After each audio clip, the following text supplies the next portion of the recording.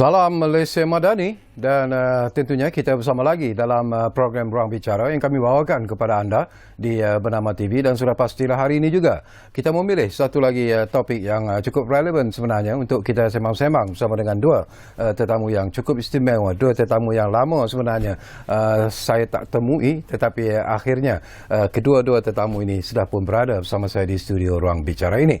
Baiklah, topik yang menjadi pilihan kami di Ruang Bicara hari ini ialah momentum positif Malaysia-China. Dan tentunya lah ini ekoran daripada lawatan resmi yang dilakukan oleh Yang Amat Berhormat Perdana Menteri Datuk Seri Anwar Ibrahim ke China. Dan sudah pastilah banyak perkara yang akan kita sentuh berkaitan dengan lawatan resmi Yang Amat Berhormat Perdana Menteri. Baiklah, izinkan saya terlebih dahulu memperkenalkan dua tetamu yang sudah pun berada bersama saya di studio Ruang Bicara ini. Di sebelah kiri saya ini, kita ingin mengucapkan selamat datang semula kepada yang berbahagia Datuk David Chua yang merupakan pengarah urusan DCNA Group, dan beliau juga, Datuk juga merupakan usahawan yang sudah tidak asing lagi. Jadi Datuk, apa khabar? Apa baik. Bila kali terakhir tu kalau Datuk ingat kita bersama dalam program ini? Mungkin dah beberapa tahun lepas lah. Jadi saya cukup gembira dapat berjumpa semula dengan sama Datuk. juga. Saya juga teringat kalau kita jumpa lagi baguslah. Lebih-lebih lagi bincang berkenaan dengan topik yang cukup sesuai dengan ini. Ya. Okey. Dan kita juga ingin mengucapkan jutaan terima kasih, walaupun ialah kami berdebar juga sebenarnya Datuk tunggu tetamu yang seorang lagi ni takut lambat katanya. Tapi akhirnya dia bersama kita juga. Jadi jutaan terima kasih. Dan selamat datang kepada yang berbahagia Profesor Dr. Sufian Jusoh, iaitu pengarah Institut Kajian Malaysia dan Antarabangsa ataupun IKMAS di Universiti Kebangsaan Malaysia. Jadi Prof, apa khabar? Baik, sihat. Terima kasih banyak. Terima kasih banyak-banyaklah. Kurangnya mengubati rasa debar kami itu. Tapi tajuk ni memang penting. Ya, betul. Bukan untuk penonton je, tapi untuk negara juga. Betul. Ya. Saya setuju. Dan mungkin kepada anda yang ingin berkongsi pandangan dan juga pendapat berkaitan dengan topik yang kita pilih hari ini di Ruang Bicara, jangan lupa seperti biasalah kami menyediakan dua talian kepada anda di 0326979767 dan juga 0326979768. Baik, mungkin menarik kalau saya mulakan dulu perbincangan ini bersama dengan Datuk David Chua. Tepat seperti apa yang Prof. Dr. Sufian sebut tadilah tu, ya. Lawatan ini merupakan sesuatu yang amat penting sebenarnya. Bukan saja dari segi perdagangan ataupun ekonomi, tetapi sebenarnya dari segi hubungan bilateral di antara Malaysia dan China itu sendiri merupakan cukup penting sebenarnya. Pandangan Datuk? Ya, memang dari semua lapangan. Jadi kalau kita lihat dari permulaan di mana hubungan dua hala diwujudkan, kemudian lawatan rasmi pertama pada tahun 1985 dan meliputi beberapa dekad sampai hari ini, memang perkembangan dua hala dan juga dari segi kerjasama ekonomi, perdagangan semuanya telah berjalan dengan baik. Betul. Dan kemajuan yang telah tercapai memang amat pesat. Dan lebih-lebih lagi pada ketika ini, kerana selepas pandemik dan kami kena memulihkan ekonomi, menjalin perhubungan yang lebih erat, dan di rantau Asia kita semua sedia maklum, negara China merupakan satu penggerak yang amat penting. Jadi kalau kita dapat mewujudkan hubungan yang rapat, dan ini akan menyumbang kepada perkembangan ekonomi dari segi pertumbuhan, dari segi pelaburan dan lain-lain lagi. Jadi ini merupakan satu petanda yang amat baik buat permulaan Perdana Menteri mula memimpin negara ke arah masa depan yang lebih cemerlang. Okey. Saya juga nak dapat pandangan Profesor Dr. Sufian. Barangkali Prof, kita tahulah kalau kita lihat kepada sejarah hubungan di antara Malaysia dan China ini, ianya telah pun mempunyai sejarah yang cukup panjang, bermula sejak tahun 74 lagi, dan kemudiannya kita menjadi rakan dagang terbesar, China menjadi rakan dagang terbesar Malaysia sejak tahun 2009. Dan mungkin lawatan yang amat berhormat Perdana Menteri adalah kena pada masanya, walaupun ini saya nak dapatkan pandangan Prof lah. Ada pandangan dan pendapat di luar sana mengeluarkan satu pandangan ataupun mungkin persepsi yang mengatakan bahawa kita ini terlalu pro-China katanya. Jadi jawapan telah pun diberikan oleh Datuk Seri Anwar, tapi mungkin Prof ada pandangan yang tersendiri. Saya berpendapat kita masih lagi negara yang neutral, iaitu kita berpandangan kita berkawan dengan semua negara. Yang itu yang penting. Tetapi di antara rakan-rakan kita di kawasan serantau ini, China merupakan rakan yang penting kerana ekonominya besar. Yang pertama. Yang kedua, dengan pembukaan ekonomi China oleh Deng Xiaoping beberapa dekad yang lalu, dagangan China dengan Malaysia bukan semata-mata barangan, kebanyakannya adalah intermediate goods, barangan pertengahan yang kita perlukan untuk mengeluarkan barang siap dan juga China mengeluarkan barang siap. Jadi yang itu yang menampakkan kepentingan China. Dan juga kita kena ingat bahawa syarikat-syarikat yang kita berhubung di negara China itu bukan semuanya syarikat China, tetapi syarikat daripada negara lain yang melabur di negeri China yang juga mempunyai pelaburan di Malaysia. Jadi walaupun jumlahnya tinggi, tetapi bukan 100% adalah syarikat China. Jadi itu yang menggambarkan kepentingan China ni bukanlah kita semata-mata berkawan dengan negara China, tetapi juga kita berkawan dengan pelabur-pelabur dan pedagang lain yang berpusat di negara China. Jadi kita kena lihat di sebalik data. Saya juga nak dapat pandangan Datuk berkaitan dengan isu ni lah tu ya. Ini macam apa yang disebut oleh Datuk Seri Anwar lah. Kita bukan lawatan ini ataupun hubungan yang erat di antara kita dan China itu bukan bererti bahawa kita pro China dan sebagainya. Malaysia membuka pintu sebenarnya bila bercakap tentang perhubungan. Kita juga menjadi rakan bersama dengan US, tak ada pula orang komplain dan sebagainya. Pandangan Datuk. Sebenarnya sejak 2-30 tahun yang lepas ni, pola perniagaan sedunia dia telah menjadi satu keadaan di mana melibatkan multilateral, maknanya pelbagai hala. Dan itu satu yang perlu kita akui. Kemudian dari segi ASEAN umpamanya, negara China dari segi saiznya, dari segi saiz ekonomi dan juga penduduknya, ia merupakan jentera penggerak kepada ekonomi dunia. Ini pun hakikat yang telah diakur seluruh dunia. Bagi Malaysia, kita merupakan sebuah negara di Asia Tenggara dan di ASEAN dan di rantau Asia. Saya kira ini merupakan satu keadaan yang kita kena terima dan merupakan satu hikmah kalau boleh dikatakan, yang kita telah ada hubungan. Dan dari segi ekonomi, kerana kita pun nak memajukan ekonomi kita, tak salah kalau misalnya dengan adanya perdagangan dua hala ataupun pelbagai hala yang akan membawa manfaat kepada Malaysia. Ini bukan kerana dia soal negara China, kerana dari segi fungsi dan peranan yang dimainkan. Begitu juga halnya di kalangan ASEAN. Kita pun telah mewujudkan hubungan yang rapat dengan Indonesia umpamanya. Jadi semua negara, baik dia di ASEAN, di Asia ataupun di dunia, adalah saling bergantungan. Saya juga nak dapat pandangan Datuk sebelum saya kongsikan pandangan ini bersama dengan Profesor Dr. Sufian. Kita tahu sudah genap 10 tahun sebenarnya apa yang disebut sebagai perkongsian strategik komprehensif Malaysia-China. Jadi bagaimana pandangan Datuk? Apakah ia telah mencapai matlamat yang ingin kita capai? Ya, sebenarnya kalau kita lihat secara ringkas lah, secara negara China dibuka, maknanya dia buka pintu kepada negara luar.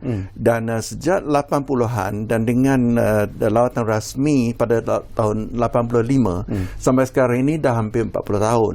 Negara China telah maju begitu pesat.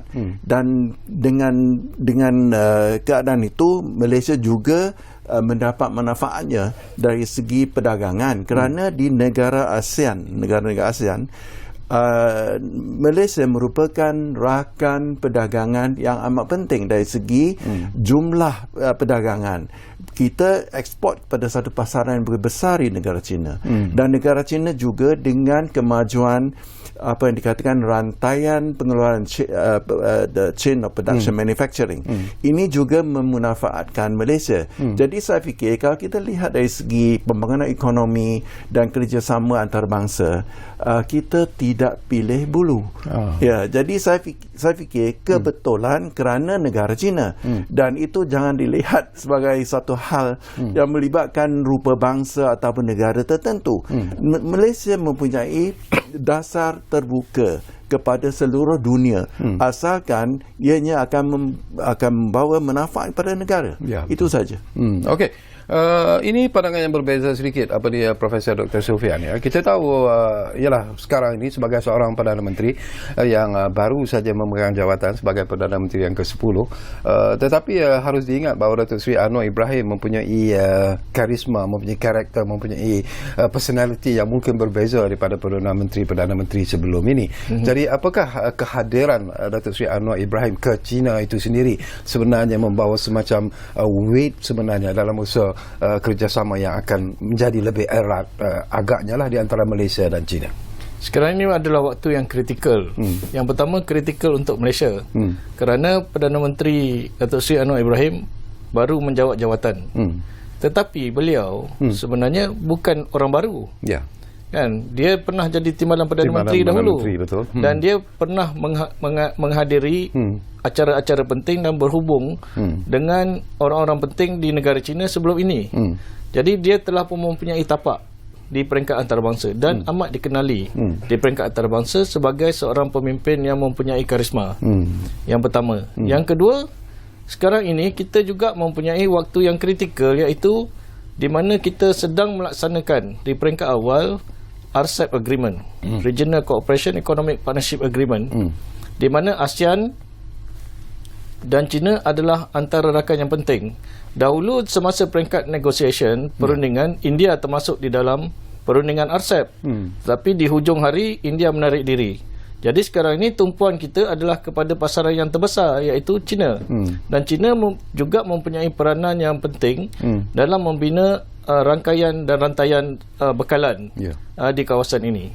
Jadi Datuk Seri Anwar mengambil kesempatan ini untuk memastikan bahawa perkembangan melalui perdagangan bebas, perjanjian perdagangan bebas RCEP ini dilaksanakan dan menguntungkan negara kita. Yang ketiga, kita sedang sekarang ini merancang masa depan ASEAN selepas 2025. Jadi salah satu dua prinsipal di dalam perbincangan kita di peringkat ASEAN ialah satu, ASEAN Centrality, iaitu kepusatan ASEAN. Jadi sekarang ini ASEAN tidak mempunyai pemimpin yang terkehadapan. Jadi apabila Datuk Seri Anwar ke negara China, bukan sekadar mewakili negara Malaysia, tetapi juga mewakili negara-negara ASEAN untuk menunjukkan kepusatan ASEAN kepada China. Yang itu yang penting. Jadi sekarang ini kita perlu lihat bahawa lawatan ini bukan sekadar lawatan membawa Malaysia, tetapi juga ASEAN, bukan sekadar perdagangan dan pelaburan, tetapi juga isu lain yang Datuk sebutkan tadi. Kita lihat isu hubungan antara rakyat di kedua-dua negara, hubungan pendidikan, bagaimana universiti-universiti China menerima pelajar Malaysia, dan sekarang ini pelajar China pun ramai yang datang ke Malaysia untuk meningkatkan ilmu mereka. Mereka menghadiri kursus-kursus di peringkat pasca siswazah.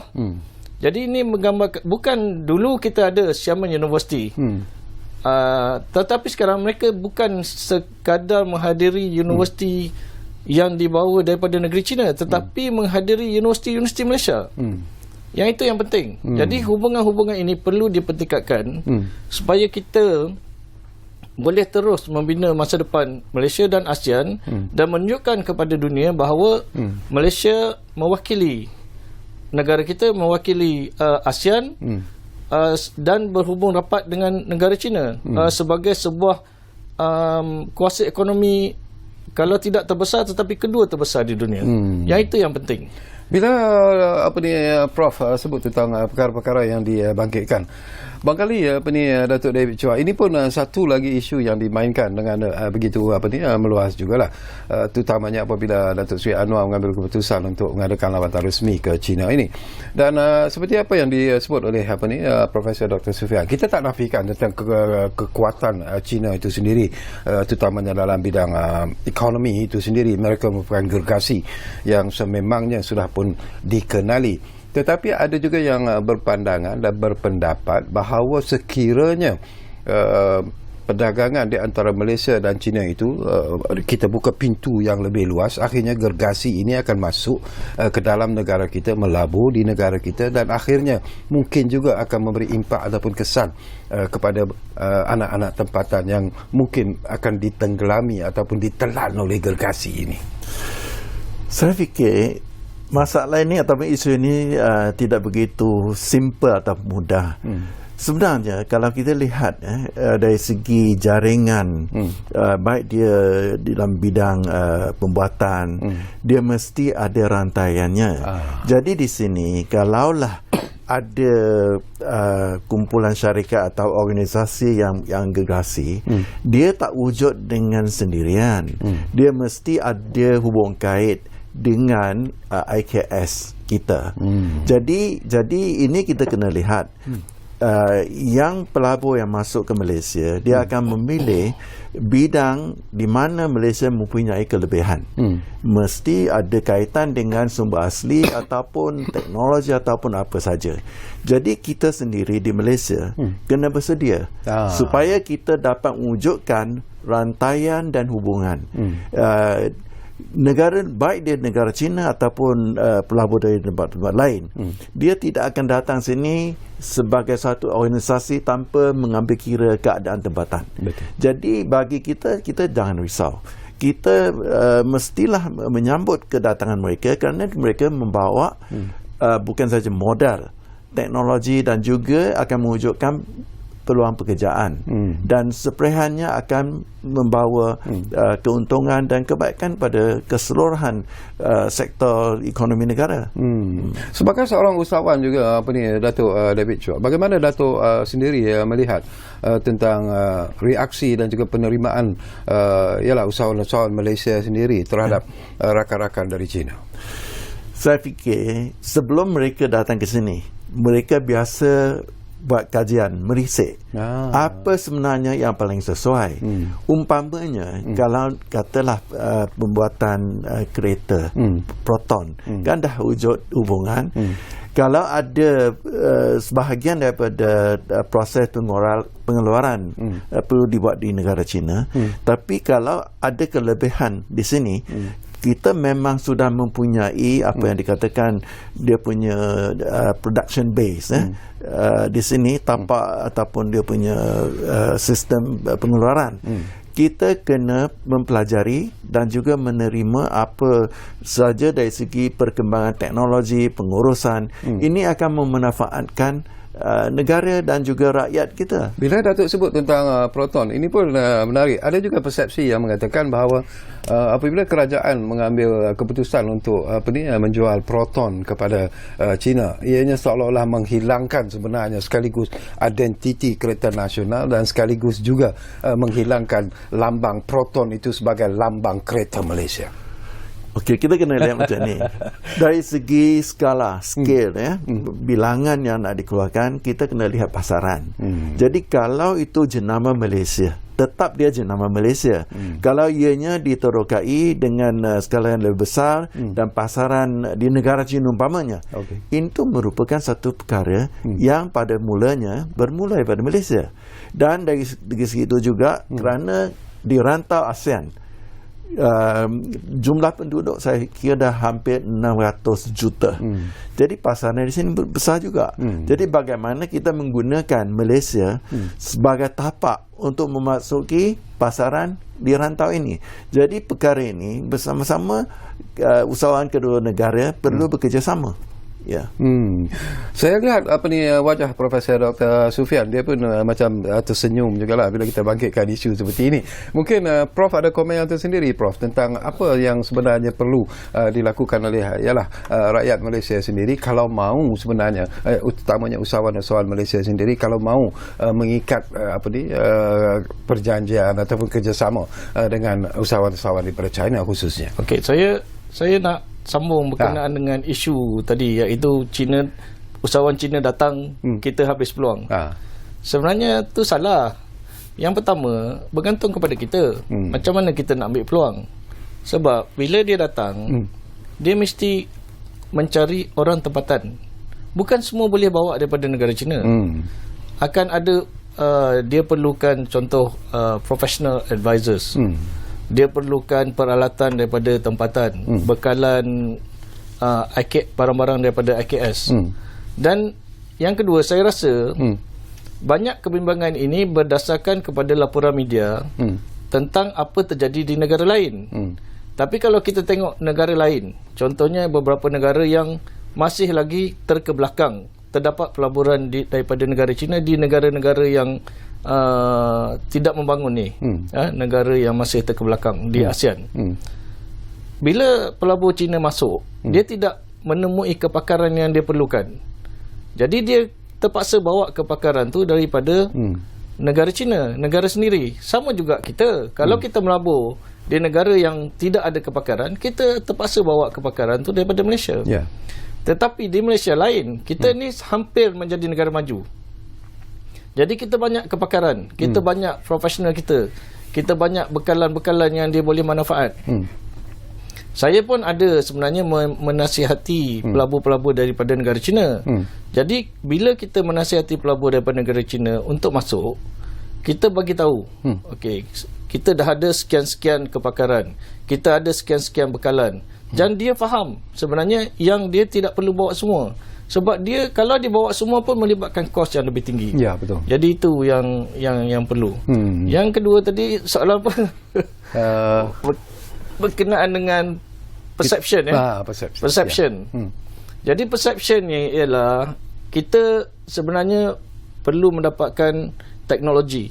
Dulu perceptionnya ialah bila kita menerima pelaburan daripada Jepun ataupun Amerika Syarikat, mereka membawa teknologi. Kalau kita lihat data, sekarang ini China merupakan pendaftar paten terbesar dunia. Maknanya bila dia mempunyai paten terbanyak, dia mempunyai teknologi yang banyak. Jadi kita perlukan teknologi ini dibawa masuk ke negara kita. Contohnya disebut berkenaan dengan proton. Dulu kita menggunakan proton tu berdasarkan kepada teknologi Jepun. Tapi bila syarikat daripada China masuk membeli proton, dia membawa teknologi terkini.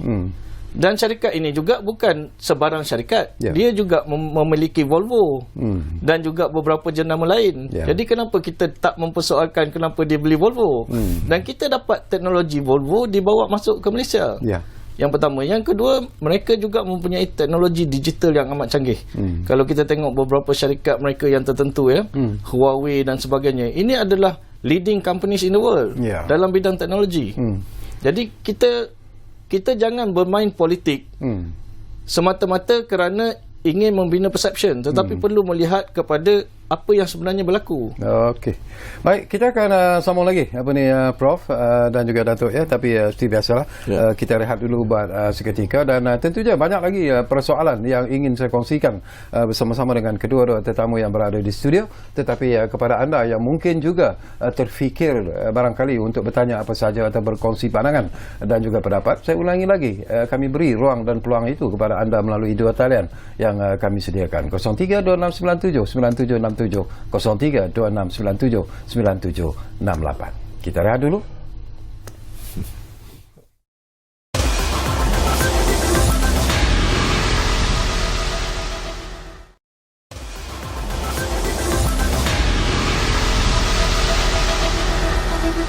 Okey, kita kembali semula ke ruang bicara ini. Masih lagi bercakap tentang momentum positif Malaysia-China.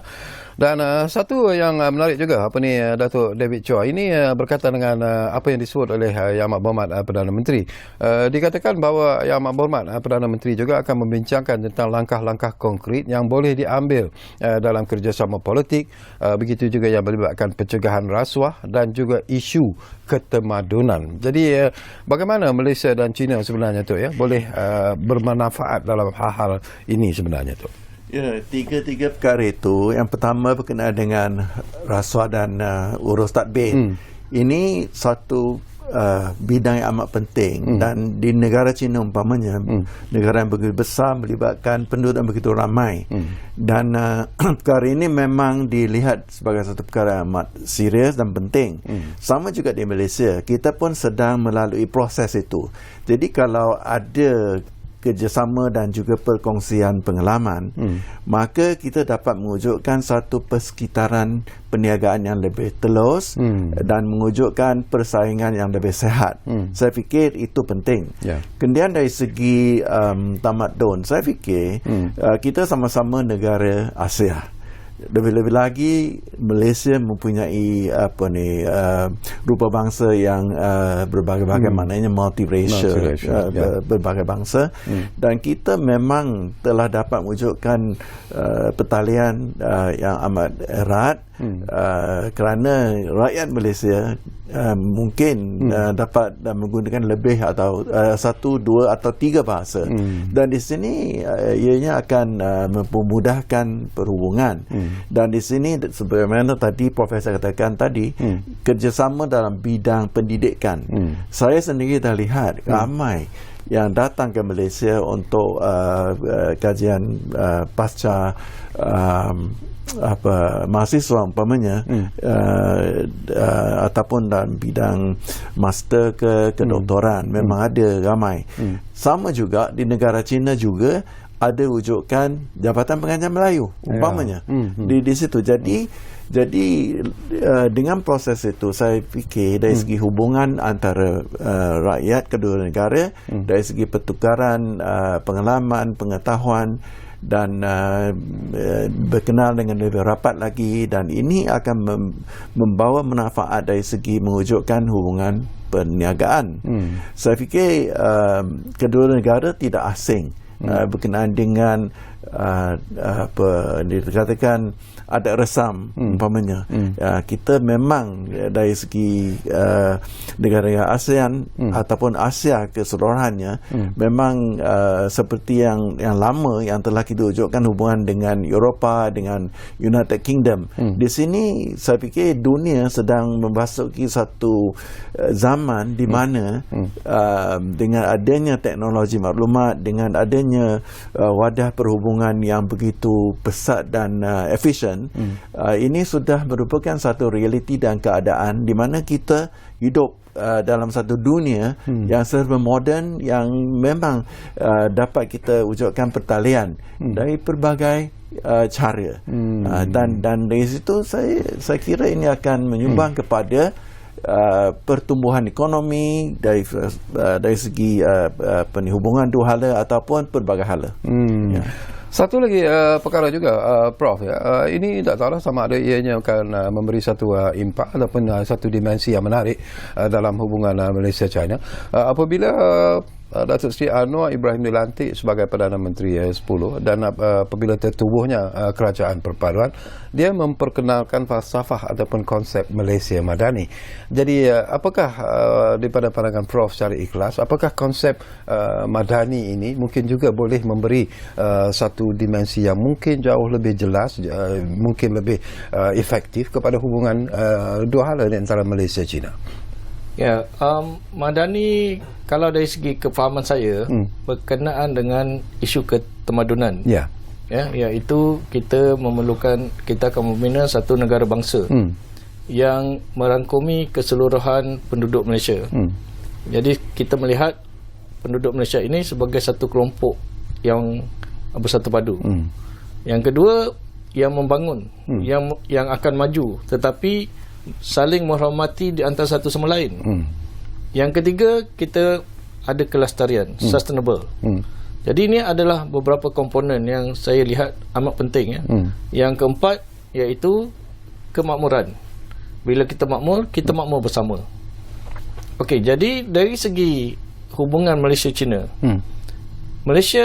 China contohnya melalui konsep Belt and Road Initiative melihat kemakmuran bersama itu, iaitu mereka inginkan negara-negara membangun di kawasan Asia Tenggara, di kawasan laluan sutera, dan juga sekarang ini masuk kepada negara-negara Afrika contohnya, dapat maju bersama.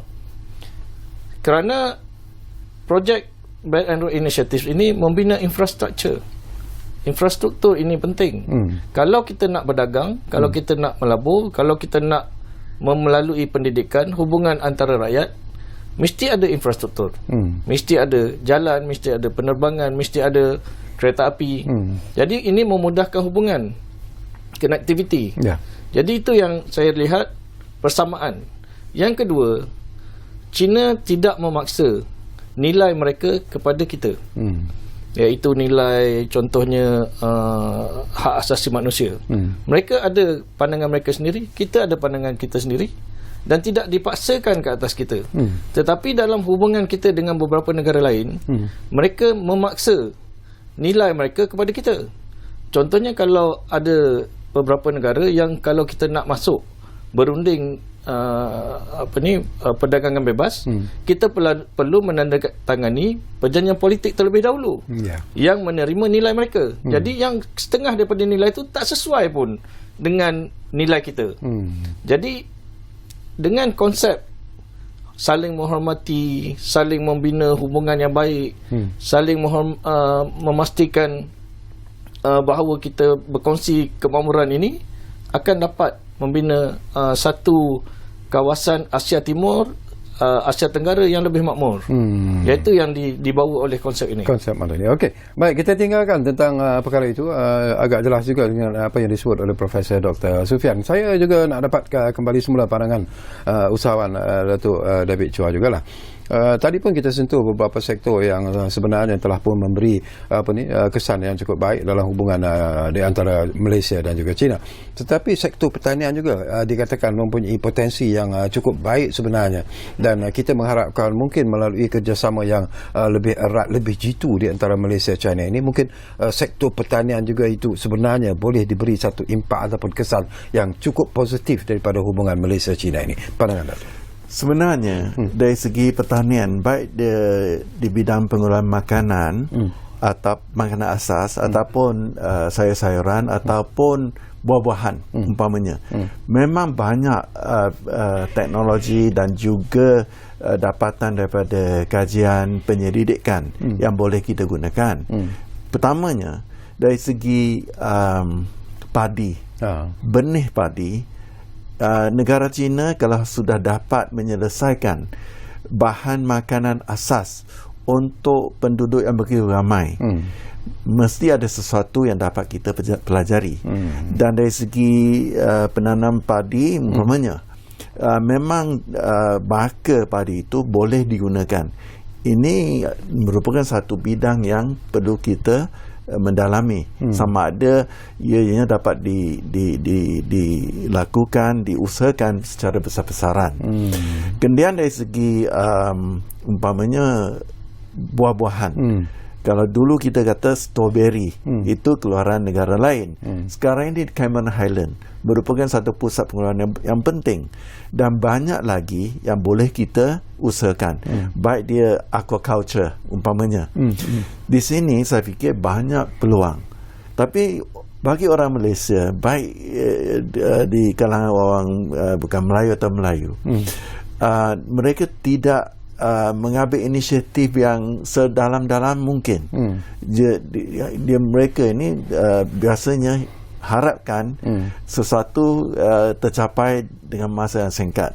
Sebenarnya kita kena ada satu tanggapan untuk jangka masa pertengahan dan jangka panjang. Jadi di sini satu bidang yang amat penting, kerana makanan itu bukan sahaja merupakan satu keperluan, malah ianya adalah satu isu security, food security. Dan kalau negara jiran umpamanya di negeri Thai, pelbagai buah-buahan yang dapat ditingkatkan kualitinya, mengapa tidak bagi kita? Dari segi yang lain, durian Musang King umpamanya, baka itu sudah dapat ditanam dan mungkin dipertingkatkan kualitinya di Hainan. Jadi kita jangan sampai hilang kelebihan kita kerana ianya mula daripada Malaysia. Kita mempunyai tanah yang begitu luas. Dan salah satu isu penting ialah dari segi pembangunan ekonomi, bagaimana kita mempergunakan sumber tanah ataupun sumber bumi dengan cara yang terbaik. Di negara China, padang pasir diadakan apa yang dikatakan pengairan, irrigation.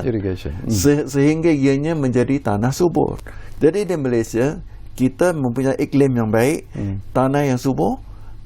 Yang tinggal yang perlu kita buat ialah kita mengadakan satu rancangan yang dapat menggunakan sumber tanah, sumber bumi yang ada untuk menghasilkan makanan dan juga pertanian umpamanya.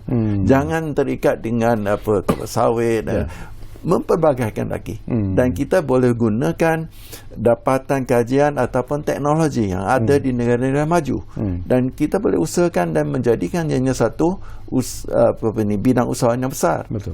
Okey, saya nak petik daripada apa yang disebut oleh Datuk David Chua, Prof, iaitu kita jangan hilang kelebihan kita. Itu sesuatu yang cukup menarik, dan kita tak nafikan bahawa China adalah merupakan kuasa ekonomi dan juga politik utama dunia.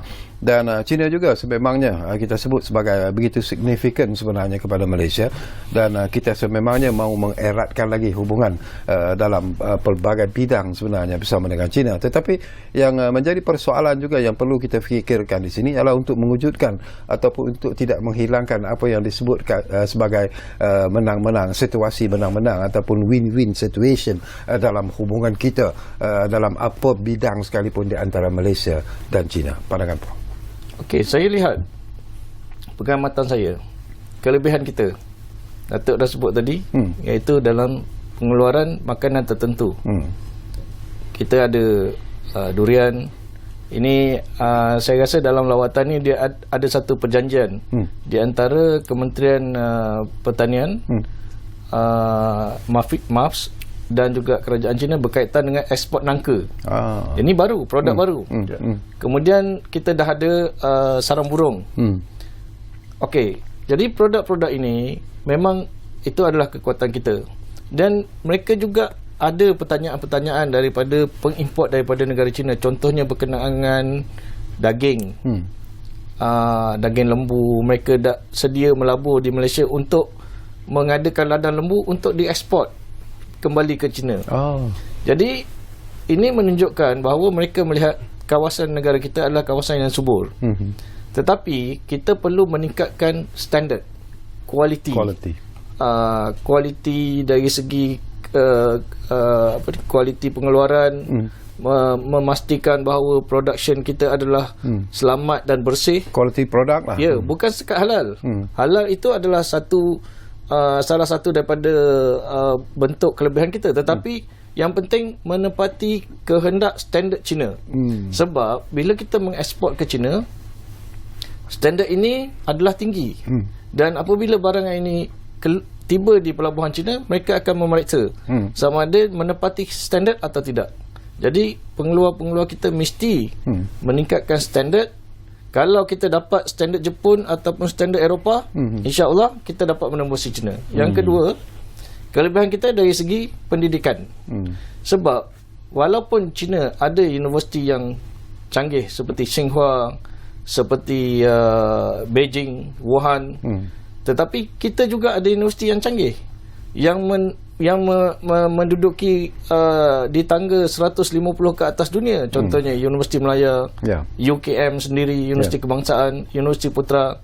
Jadi terdapat pelajar-pelajar Cina yang ingin datang belajar di negara kita. Jadi ini kelebihan kita. Jadi kita perlu memastikan bahawa universiti-universiti kita bukan sekadar mengambil pelajar daripada Cina, tetapi mengambil pelajar yang berkualiti daripada Cina dan datang menjalankan penyelidikan. Kita perlu mendapatkan mungkin lebih dana beasiswa daripada Cina, mendapatkan research and development, penyelidikan, dana penyelidikan daripada Cina untuk pelajar mereka mengadakan penyelidikan dengan universiti kita, sebab kita adalah di antara ranking yang tertinggi di dunia. Yang ketiga, tenaga profesional. Tenaga profesional kita, contohnya jurutera, arkitek, doktor dan banyak lagi, mereka ini mempunyai tahap kepakaran yang setanding dengan negara-negara yang maju di dunia, sebab kita ada Washington Accord, kita ada berbagai-bagai mereka ini, contohnya ICAEW accountant. Jadi mereka ini diperlukan oleh pengusaha-pengusaha di negara China dan juga pengusaha Cina yang datang melabur ke sini. Jadi ini adalah kelebihan kita. Tetapi kita juga perlu belajar. Tadi saya sebutkan berkenaan dengan teknologi terbaru, digital, electric vehicle. Yang itu kita boleh bawa dan melihat. Dan saya ada baru ni dengan satu pelabur, mereka melihat kita mempunyai kelebihan dari segi nanoteknologi. Jadi itu antara kelebihan-kelebihan yang kita boleh utarakan kepada pelabur dan peniaga Cina dan juga institusi pendidikan di negara Cina. Mereka boleh belajar daripada kita. Jadi kita jangan melihat yang kita cuma boleh belajar daripada mereka, dan mereka sebenarnya kita boleh memasarkan kepakaran kita kepada mereka. Okey, kita akan sambung lagi, tapi seperti biasalah kita berehat dulu buat kali terakhir, dan kembali nanti. Mungkin tak banyak lagi masa yang tinggal, tapi insya-Allah akan ada lagi persoalan-persoalan yang sempat untuk saya kongsikan bersama dengan kedua-dua tetamu di studio. Kita masih lagi bercakap tentang momentum positif Malaysia China. Kita jumpa lagi selepas ini.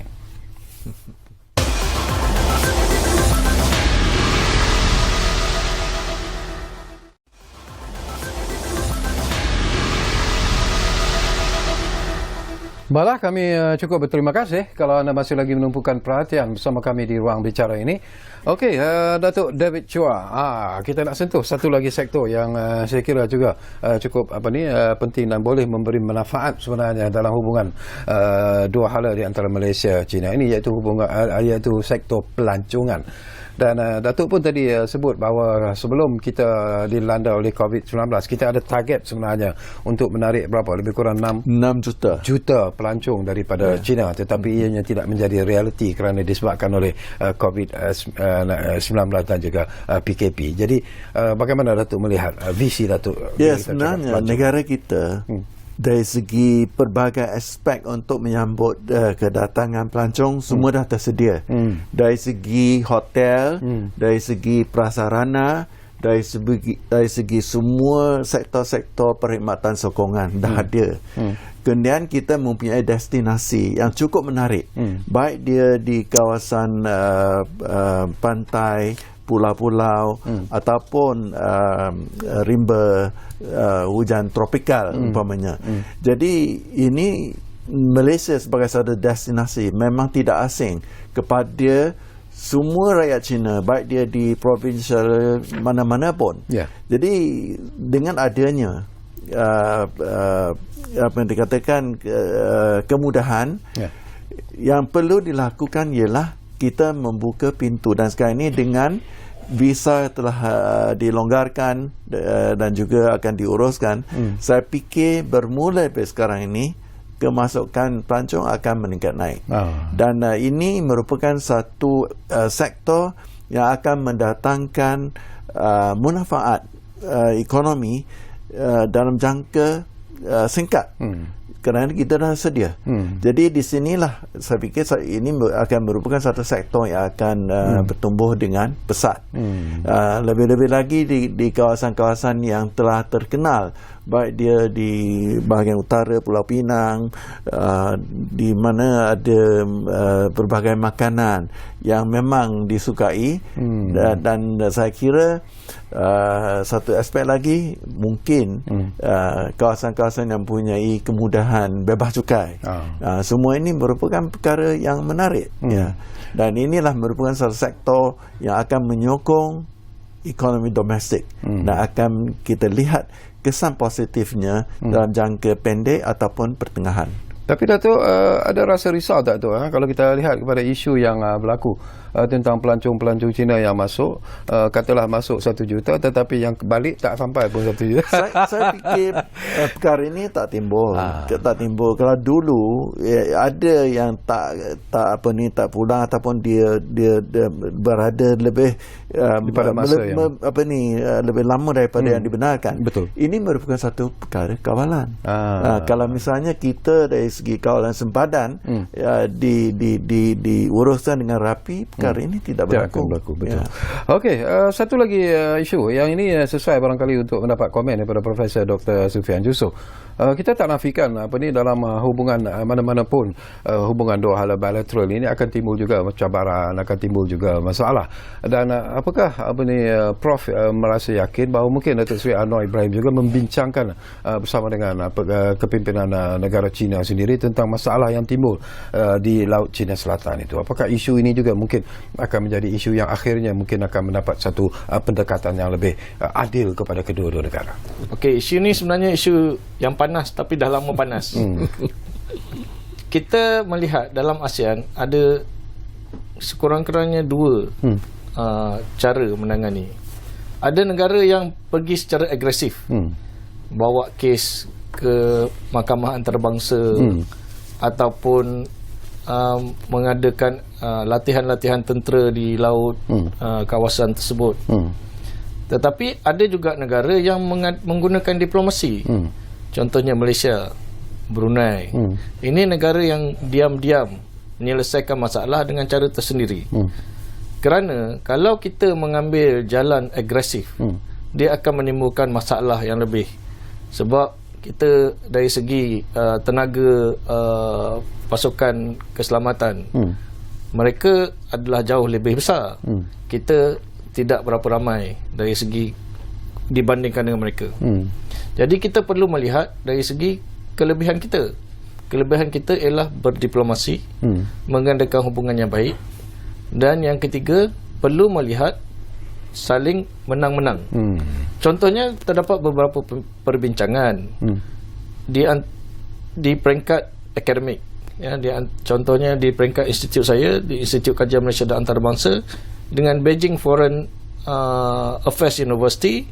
Kita berbincang bagaimana supaya Malaysia dan China dapat memasuki satu kita panggil perkongsian untuk mendapatkan hasil ekonomi daripada kawasan Laut Cina Selatan. Ini bukan sekadar bergantung kepada minyak dan gas, tetapi juga perikanan dan lain-lain hasil, termasuk juga scientific research. Kalau kita lihat, kita dah ada perjanjian contoh dengan Malaysian Thai Joint Authority, iaitu menangani kawasan tuntutan bersama di Teluk Siam, yang bersempadan antara Kelantan dengan Songkhla. Yang itu telah berjalan lama dan berjalan dengan baik. Ada juga perjanjian Malaysia dengan Vietnam menangani kawasan tuntutan bersama di kawasan Paracel. Jadi kenapa tidak Malaysia memasuki beberapa kawasan yang boleh dimanfaatkan bersama, menggunakan kepakaran kedua-dua negara dan mendapat hasil ekonomi yang lebih baik di antara untuk kedua-dua negara. Yang tu boleh dibincangkan. Tetapi isu sempadan itu adalah isu kedaulatan. Dan saya rasa Datuk Seri Anwar akan mesti mempertahankan kedaulatan negara kita. Dan itu tidak boleh dipersoalkan. Okey, beralih semula kepada Datuk David. Ini juga berkaitan dengan usahawan. Satu isu yang mungkin tak terfikir sebenarnya. Saya pun bila dapat soalan ini baru saya fikir ada logiknya juga tentang golongan Muslim di China. Memang mereka merupakan golongan minoriti sebenarnya, hanya lebih kurang 1.5% daripada populasi China secara keseluruhannya. Tapi mungkin juga sesuatu yang menarik, potensi perdagangan yang menyasarkan golongan Muslim ataupun di Malaysia ini golongan yang beragama Islam, iaitu industri halal, pelancongan Islamik dan sebagainya. Apa pandangan anda? Sebenarnya pengeluaran barangan halal ini sudah diterokai beberapa dekad yang lepas dan ianya merupakan satu industri yang semakin meningkat. Sebenarnya barangan halal tidak terhad kepada golongan Muslim. Yang bukan Muslim pun ikut menikmati pengeluaran halal. Jadi pasaran itu sentiasa akan berkembang. Ya, itu satu. Itu dari segi barangan. Perkhidmatan perbankan umpamanya, Islamic banking, ini memang disambut baik dan memang dianggap sebagai satu sistem yang lebih diterima kerana ia mengambil kira unsur kemanusiaan, yang dikatakan humanistik, lebih sebati dengan apa yang dikatakan kelakuan orang yang menguruskan hal-hal kewangan. Jadi dari segi Islamic banking, saya fikir Malaysia memang mempelopori bidang ini dan dianya juga telah diterima bukan saja untuk perbankan biasa, tapi dari segi pendanaan untuk projek dan sebagainya. Jadi saya lihat memang skop untuk diperkembangkan itu amat luas dan ini kita memerlukan lebih usahawan, baik dari segi pengeluaran barangan ataupun penyediaan perkhidmatan. Okey, tinggal lebih kurang 3 minit saja lagi, walaupun banyak lagi persoalan sebenarnya yang ingin kita kongsikan Datuk dan juga Prof. Di penghujung ini barangkali Prof, yalah, kalau kita nak sentuh banyak lagi sektor-sektor yang boleh dikembangkan dalam hubungan dua hala di antara Malaysia dan China ini. Tetapi dalam masa yang singkat ini, serengka-ringkasnya reaksi yang diterima ataupun sambutan yang diterima oleh Datuk Seri Anwar Ibrahim adalah sesuatu yang cukup kita hormati sebenarnya. Reaksi daripada kepimpinan negara China itu sendiri memberikan sambutan yang cukup hebat kepada lawatan dan juga kedatangan Yang Amat Berhormat Perdana Menteri ke China. Jadi apakah Prof melihat bahawa ini menunjukkan satu indikasi bahawa sebenarnya hubungan di antara Malaysia dan China itu akan menjadi lebih kuat, lebih erat dan banyak lagi sebenarnya yang akan kita capai, yang akan kita nikmati melalui hubungan dua negara yang cukup mesra ini? Secara sepintas lalu, China menganggap Malaysia adalah sebuah negara sahabat yang amat penting. Walaupun kita kecil, tetapi kita amat penting. Kerana mereka menghargai 1974 negara pertama di Asia Tenggara yang mengadakan hubungan diplomatik dengan negara tersebut. Jadi mereka mengenang budi dan mengenang jasa. Kalau Malaysia tidak memulakan, mungkin negara-negara lain pun tidak ikut serta. Jadi itu sejarahnya. Tetapi dalam masa sekarang ini, kita juga amat penting kepada China kerana kita membantu mereka meneruskan usaha BRI, memberikan ruang untuk pelaburan bagi pengusaha dan pelabur mereka, dan secara sosialnya hubungan rakyat dan rakyat, pendidikan dan saling hubungan itu mesti diteruskan. Dan Malaysia juga akan menjadi pengerusi ASEAN pada tahun 2025. Kita sedang merangka dasar ASEAN sehingga tahun 2045 dan China amatlah penting juga kepada ASEAN. Okey, sayang sekali masa mencemburui kita lah, Datuk. Banyak lagi persoalan yang ingin kita kongsikan sebenarnya. Tapi apa pun, kita akan bersama lagi nanti, Datuk, ya, untuk bercakap tentang isu hubungan di antara Malaysia China ini. Tapi apa pun, terima kasih kami ucapkan kepada Datuk David Chua atas kesudian untuk bersama kami di ruang bicara ini. Terima kasih juga kepada Profesor Dr. Sulfian Jusoh, walaupun agak kelang kabut, tetapi akhirnya dia dapat juga sampai ke studio pada masa yang kami harapkan. Jadi terima kasih banyak-banyak kepada Profesor Dr. Sulfian Jusoh, dan tentunya terima kasih kepada anda yang menumpukan perhatian bersama kami di ruang bicara ini. Dan seperti yang selalu kami janjikan kepada anda, ruang bicara akan terus berbicara bersama anda dari masa ke semasa. Kita jumpa lagi. Okay. Terima kasih. Ya, terima kasih.